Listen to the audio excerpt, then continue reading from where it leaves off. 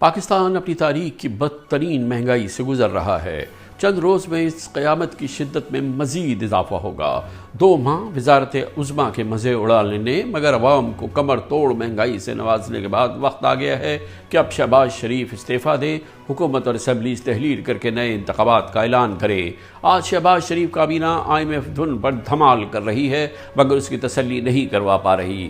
اسی حکومت کے 2 ماہ کے دوران ملکی معیشت کے جو بلی چنگی 6% رفتار سے ترقی کر رہی تھی زمیں بوس ہو چکی ہے۔ تباہی اتنی بڑھ گئی ہے کہ IMF نے شہباز حکومت کے بھاری بھرکم مہنگائی اقدامات کو مسترد کر دیا ہے۔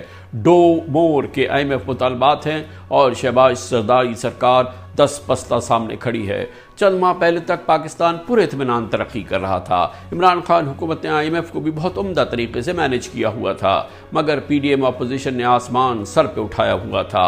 شہباز شریف IMF کو جوتے کی ٹھوکر پہ رکھتے تھے۔ ہم $1 بلین کے لیے IMF کے منتیں ترلے کر رہے ہیں اور ان کے ساتھ ایسی شرائط ہم ایکسیپٹ کر رہے ہیں جس سے کہ پاکستان کی خود مختاری اور آزادی پر بہت بڑا دھچکا لگے تھے۔ بلاول بھٹو کو تو لگتا تھا کہ IMF پروگرام پاکستان کے لیے زہر قاتل ہے۔ یہ PTIMF ڈیل ہے، عوام دشمن معاہدہ ہے، ملک دشمن معاہدہ ہے، ہمارا معاشی خود مختاری پہ سودا ہے۔ رہنا ثناء اللہ خواجہ آصف کیا آسمان سر پہ اٹھا رکھا تھا۔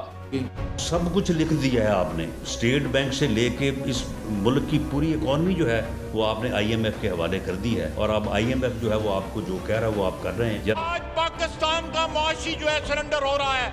اللہ کا کرنا کیا ہوا، آج وہی IMF ہے، اس کے مطالبات کئی گنا بڑھ چکے ہیں اور اقتدار انہی شہباز بلاول اور PDM اپوزیشن کے پاس ہے جو اسی IMF پر صبح شام گالیوں کی برسات کرتے تھے۔ اب شہباز بلاول سرکار سر پر کھڑی IMF مطالبات پورا کرنا چاہتی ہے مگر IMF مسلسل دھتکار رہا ہے۔ آج کے اخبارات کی ہیڈ لائنز اس حکومت کا منہ چڑا رہی ہیں۔